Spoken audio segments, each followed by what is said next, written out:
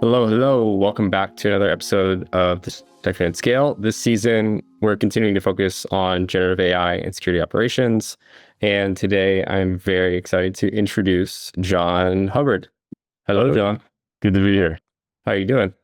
Doing great. Excited for this conversation. It's my favorite topic. I think it's all of our favorite topics at the moment. So tell us a little bit about your background, what you do, what you've been up to recently.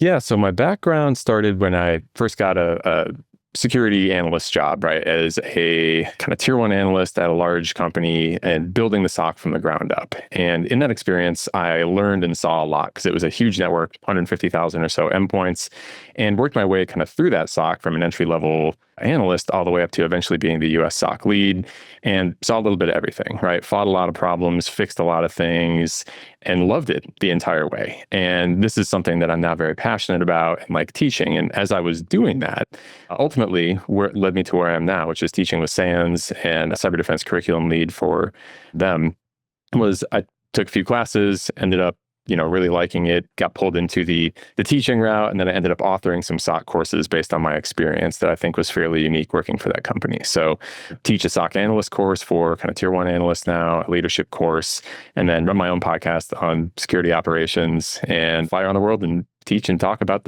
this, which I love more than anything. That's awesome. I think SANS is very nostalgic, I think, for a lot of security folks, because it typically is a way that people start in their careers. Is that usually how you see like SANS is kind of like how people get into security? They sort of build their baseline knowledge, they go into the real world.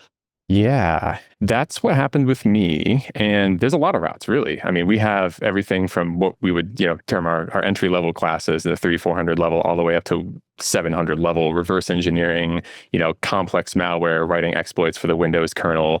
You can really start at any point, right? But I think a lot of people, we have certain kind of baseline training we'll send people to, and people will make that, hey, everyone on the team goes here, and then people kind of diverge on their own specialty paths, and we support all of that as well.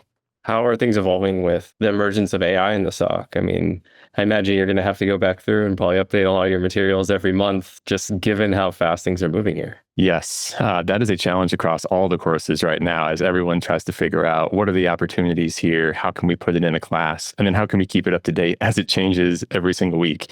This is one of those things, this popped up right with cloud material as well, and still is a problem there, but this is moving even faster than that.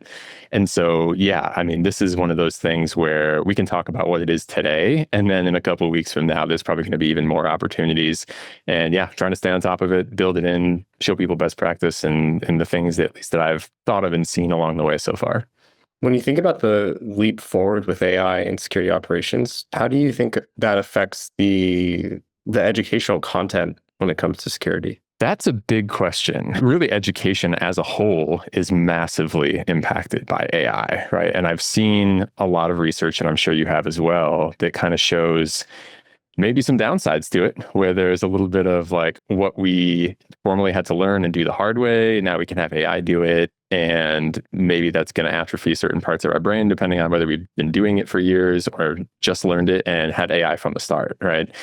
I think for me, the approach I'm going to take in class is I'm going to still show everyone hey, here is how you do it the hard way, but here's how you do it the fast way. And when AI can help, we want it to help, because that's the name of the game in security operations, right? Speed without quality sacrifice. And so as much as we possibly can, we want people to understand the concepts and still probably apply those, keep some exercises going every once in a while to sharpen the sword, but also be able to move through things at this new rate of speed. Because we know attackers are, right? Attackers are absolutely using AI. They are moving faster. If we don't match their speed, and ideally go faster than them now, we're going to be stuck. So still important, I think, to learn the fundamentals, but leverage AI to increase the speed limit. It's interesting. I really like that quote.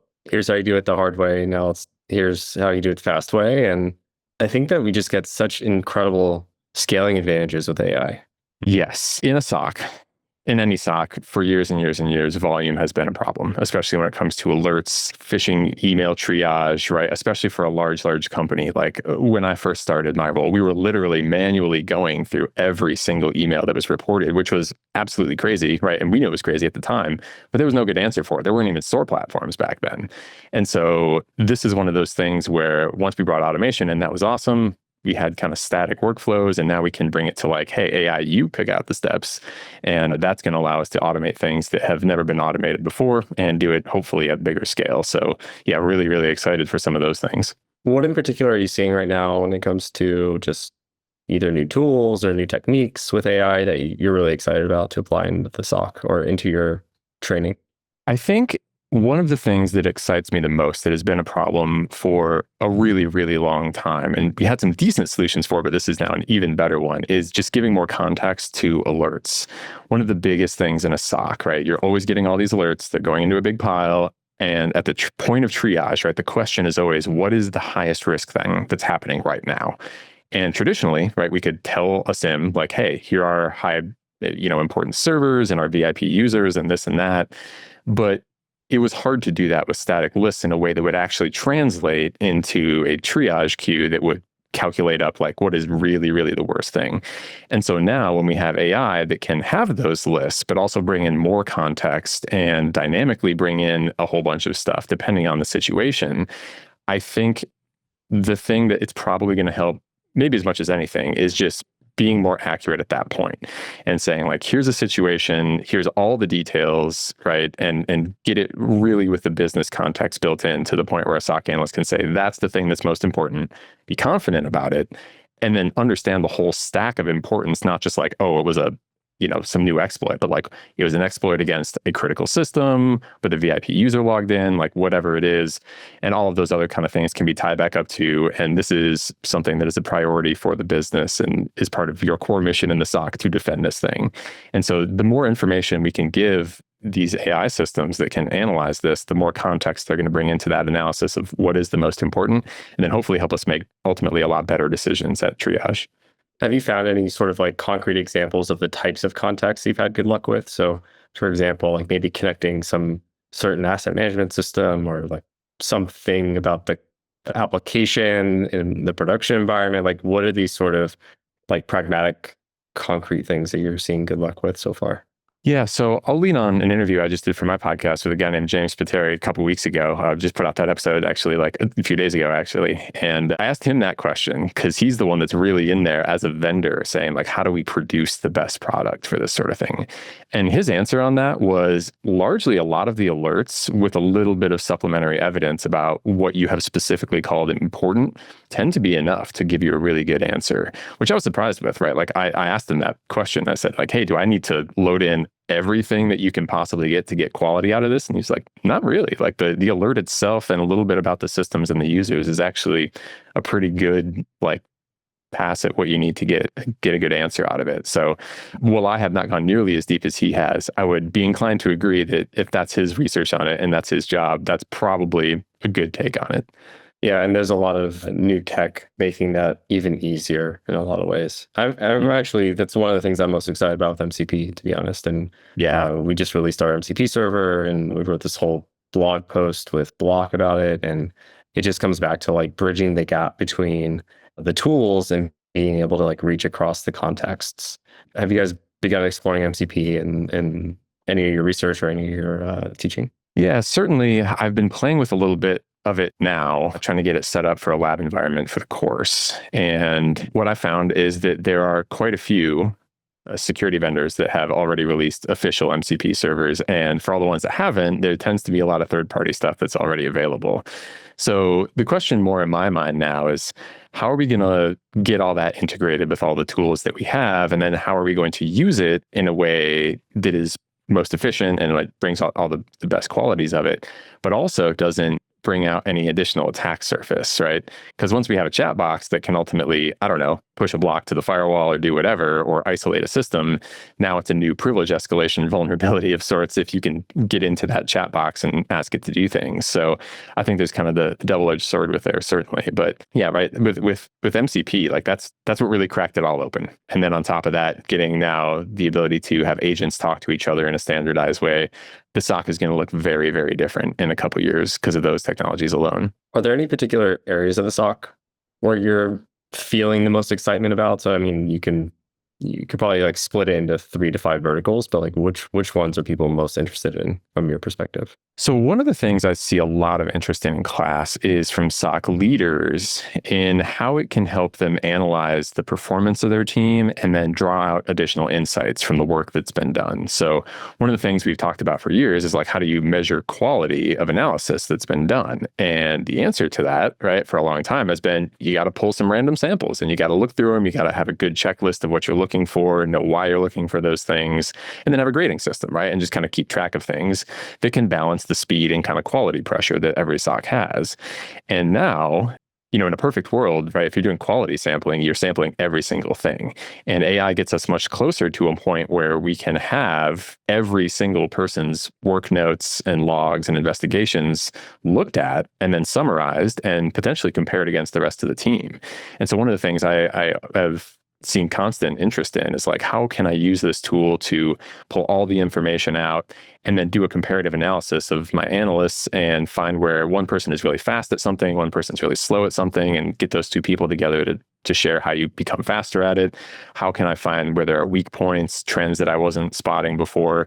The core of it is that AI can do mass data analysis, right? And it can do it on written text, which was formerly very, very difficult to try to understand at scale without tons and tons of time. So a lot of those kind of things, helping with how can we improve performance of the team and just come to different realizations that we didn't have the ability to see before because it was just so much to deal with.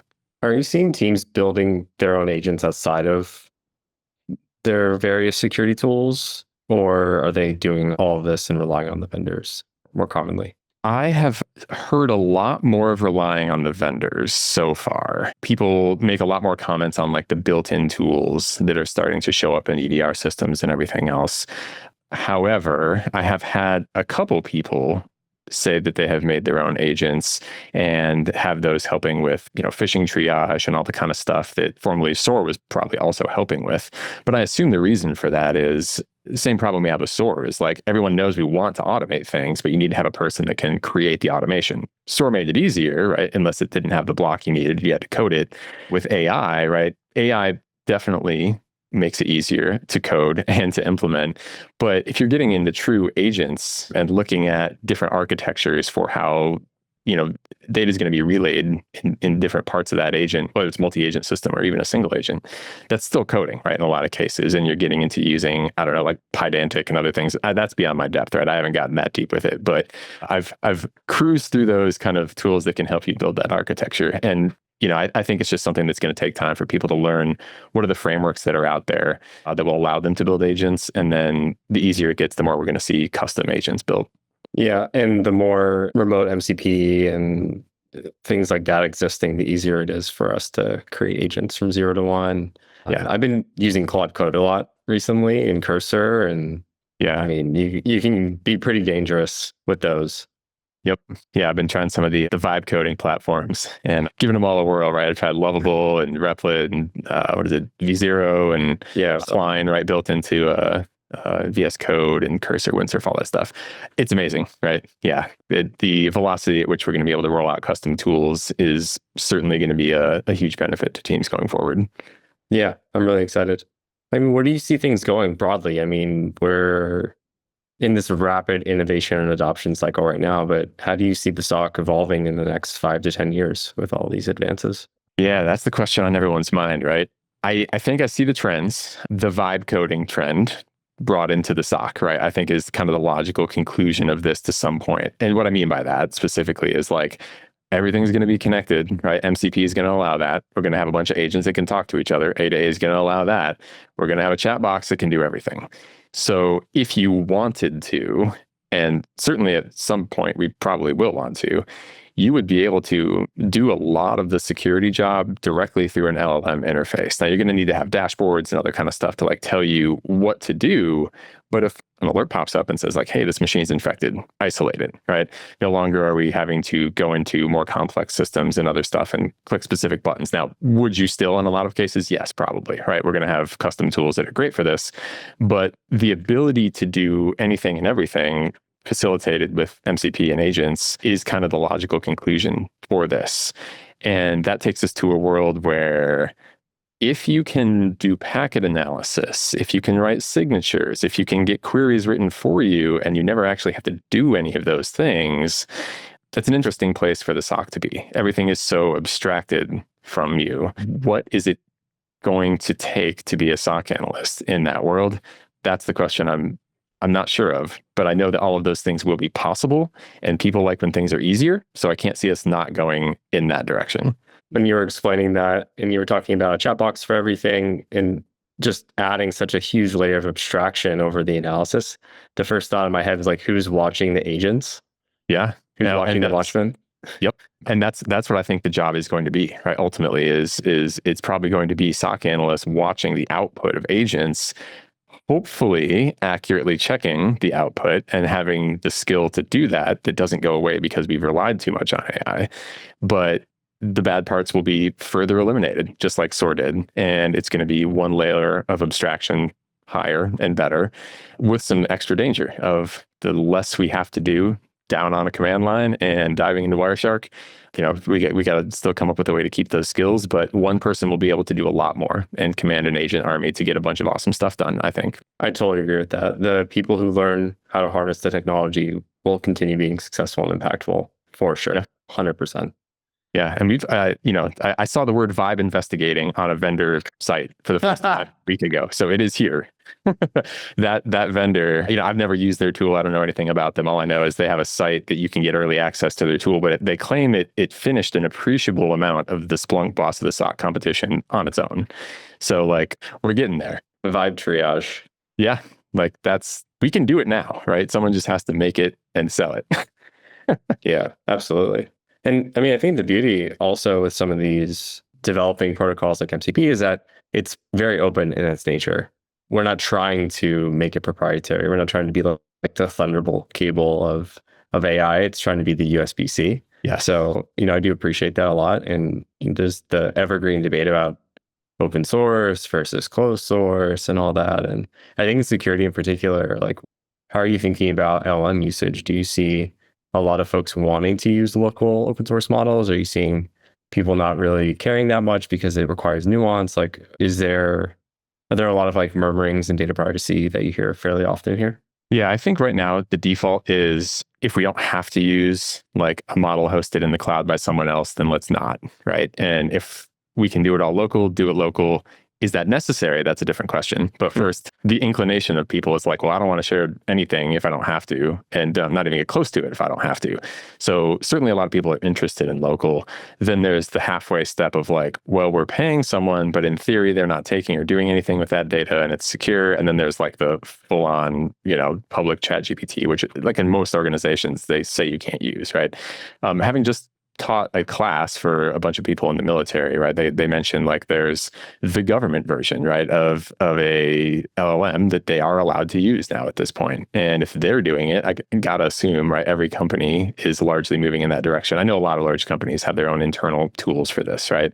Ultimately, those are still things that are hosted in the cloud, owned by somebody else. I doubt they're all running those locally, but certainly that's what people are interested in. Now, should they care? That's a different question. I asked the same question on the podcast interview I had mentioned to James at Elastic, and he said, and I thought this was an interesting take. It's people are all worried about, what's going to happen if I put my LLM interactions, with this company in the cloud? I don't know what they're doing with it. It's they already have all your data. You're using the cloud, right? If they were going to be the compromise and you couldn't trust them, in a lot of cases, all of your sensitive files are already owned by them. So are your chats that much different? Maybe, maybe not, right? It's very situationally dependent, but it's an interesting argument, right? And on top of that, he said the power it takes in terms of GPUs to actually run all of this stuff locally is immense and difficult to acquire right now. So you may be forced to do that anyway. Super interesting. It's a really good call out on the cloud. Everything's in Amazon. So they're holding your identities. They're holding everything in S3, right? Stuff way more sensitive as well. I mean, certain investigations, obviously, for things like insider related, totally get that. But most alerts, I feel like it's not terribly sensitive, compared to the underlying data or your production databases, your production applications, et cetera.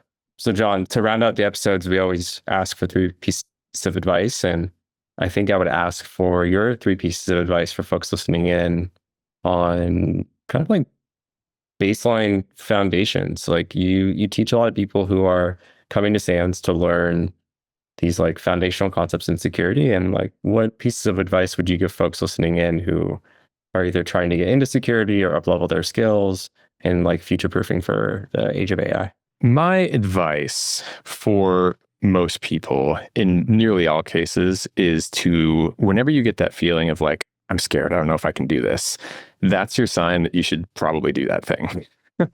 Some of the best things in life come from doing the thing that you're the most scared of doing. And so translated into InfoSec, right? That could be people who are like, oh, they're at a conference and they're seeing people speaking and presenting world-class research at Black Hat, DEF CON, RSA, whatever. They're like, oh, I could never do these sort of things, right? I'm not even going to apply, right? I think there's a lot of awesome research going on out there that people probably miss because they're scared to do a presentation about it, don't think it's good enough. They're self-censoring, right? And whether that's self-censoring on presenting what you've already done or self-censoring on being scared to even put forth the effort to try something because you think you're going to fail before you've even started, especially with new people. I'm like, hey, no one could do this to start with, right? We all started from zero. So whatever you're scared of, like that's probably a thing you should pursue, and you chip away at it for years, you will find yourself on that stage one day if that's what your goal is. It just takes dedicated time and effort to get to it. With AI specifically, I think my advice there is something I picked up from a book I read recently called Co-Intelligence, where the author Ethan Malik basically said, throughout a week, right? Like, present every problem you have, everything you're trying to do through the lens of, could AI help with this? He phrases it as always invite AI to the table, right? One of the biggest problems with AI right now is like people just don't even think to use it because we haven't had it for so long. But if you apply it to nearly any problem, like there's a lot of potential out there and a lot of tools that people might not know about. For instance, Google AI Studio's real-time streaming stuff. Like you can point your camera at stuff and have you like directions on how to repot a plant. I saw that as one of their demo videos. You can have it watch your screen as a screen share and coach you through how to use software, which is crazy. If you think AI is only ChatGPT, there's a lot more to it out there. And you won't know if you don't go explore it and you don't try to do some searching for how AI can help me with XYZ, anything you're running throughout the entire day. And then I think my third piece of advice there would be establish some kind of mentor. No one can do this on their own. No one knows everything. Everyone needs some help. And do not try to be like, the one person band. See if you can find people at work, at local InfoSec meetups, any of that kind of stuff. Go to those conferences, meet people in your local community, especially, is even better. And have someone that when you have a question, you can bounce that question off them and are not scared to do that. And the reason I say that is actually something that, again, comes out of that book, which also ties back to AI, is there's plenty of research that shows that people that have tutors will learn things much, much faster, right? Like 2 sigma, or 2 standard deviations, like faster and better performance in certain cases, right? I don't know the detail on that research, but that's what he talks about in the book. And he says AI can be that coach. So one, if you don't have a mentor right now, AI might be that, but also having a person that you can like ask those more complex questions on and make more rapid progress is just something that's going to be absolutely invaluable, especially at the early start of your career. So if you can identify one of those people, that's a huge gold mine. Wow, that was great, John. I really loved it. So the idea of finding a mentor, inviting AI to the table, and not being afraid to jump into something that's uncomfortable. That's very good advice we can all apply every day. I really appreciate that. Actually, I have one more question. So I noticed that you have some of my favorite books behind you, and it took me a little while to figure it out. But you have The Design of Everyday Things. You have The Creative Act. I'm not sure what's right next to The Creative Act, but that's a storytelling with data, stock dashboard advice right there on that one. And then behind that is a machine learning book from StatQuest. Love to see it. Yeah, I think The Design of Everyday Things, honestly, is one of the most underrated like startup books, just because there's so many good nuggets around entrepreneurship and building intuitive products. And I absolutely love that book. Yeah, one of the things that I am always doing, which could be an unsolicited fourth piece of advice, is like reading across all topics and asking what am I learning here that I could apply over there, right? I love pulling in mental models. That's another book set, The Great Mental Models, right? Love that one.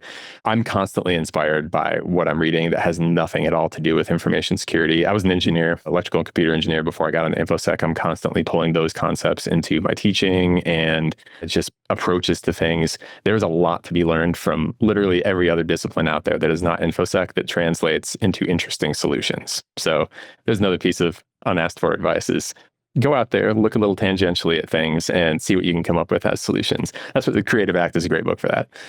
What do you have open right now? I'm reading a lot of different books constantly. The one that I've most recently purchased was the StatQuest Illustrated Guide to Machine Learning. I'm just diving in more, trying to understand really all of machine learning, not just Gen AI from kind of the inside out. And another book as well is like how to create a chat GPT piece of software and an LLM like from scratch with all the code and everything. I want to understand things from the inside out. That's the engineer in me. So going through machine learning and trying to keep up with that, just interesting stuff. I'm a very curious person, so that's why I'm constantly reading a whole bunch of books, anything and everything. Oh man, I'm about to go buy this Build a Large Language Model from Scratch book now that I've seen for a while. Have you seen that one? I actually wish I could tell you right now the name of the one that I'm reading. It might be that one. I'm blanking on the specific title. Let me pull it up here real quick. Yeah. Anyway, you inspired me, and now I feel like I have to do it because you're doing it. So yeah, I fully 100% endorse what you're saying around expanding your reading collection, your listening collection. I just bought a book today called Play Nice But Win. It's about Michael Dell. I was listening to the Founders podcast episode on Dell this morning, and I also do this kind of, I've started this new habit in the mornings where, because I do my workouts at like 6 or 6:30 a.m. And I've just been listening to Founders. And this isn't an advertisement for Founders. I just love the podcast. No, I just listened to that episode too. I also love that podcast. Yeah. But I don't know. I'll give an unsolicited piece of advice because you didn't ask me. But one of the things I love doing is starting my day with something like that. Because I'm a huge believer that if you start your day really well, that really carries through the rest of your day. And it's like a really positive catalyst. So yeah, the Dell book. And before we started recording, I was telling you about the Made to Stick book. That's also a really great one. If you're honestly in any sort of leadership position, you need to create strategy. You need to create something that's really compelling and inspiring. One of the things that I read about last night is they basically have this success acronym talking about like the attributes of a sticky idea. One of them is concreteness. And they use the example of like concreteness means like something you can see and feel. It's not like, something like teamwork or just like something describing an activity.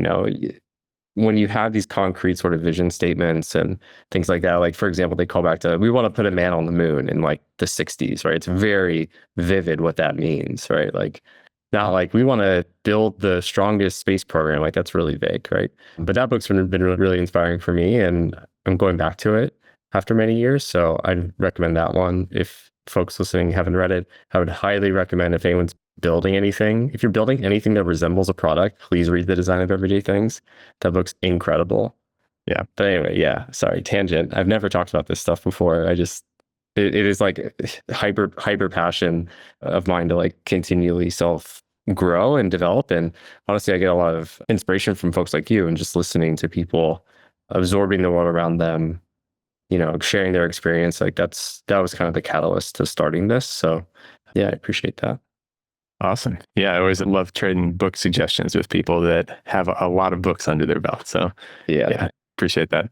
I wish I was home because I could show you my bookshelf. I have like an entire wall of books similar to you. And I think it's so important to continually push yourself to learn. And, especially as the world around us changes so rapidly, I think you just have to continue always being a sponge. Never get stuck in your ways too long. So you have a podcast. It's called Blueprint, right? Yes. Yep. Where can folks check that out? Anywhere podcasts are found. And it is a podcast all for SOC analysts and SOC leaders. That is the one topic. So try to be as efficient and as interesting as possible in that one. Well, awesome. John, thanks again so much for the time. Really appreciate it. Really excited for this one to come out. And for folks who want to read and listen about what John's up to, look at his podcast, Blueprint. Check out, I mean, I'm sure you have material on SANS too that people could find as well if they search your name. And Yep. Yeah. My bio page is there with my class schedules and syllabus and all that kind of good stuff. And I got, it's easy to find me online. Excellent. For more shows like this, go to dextranscale.com. Check us out on Spotify. Read our Substack. And also, Panther just released its MCP server with Block. So go check that out. It's open source on GitHub. And yeah, talk to you all very soon. See ya.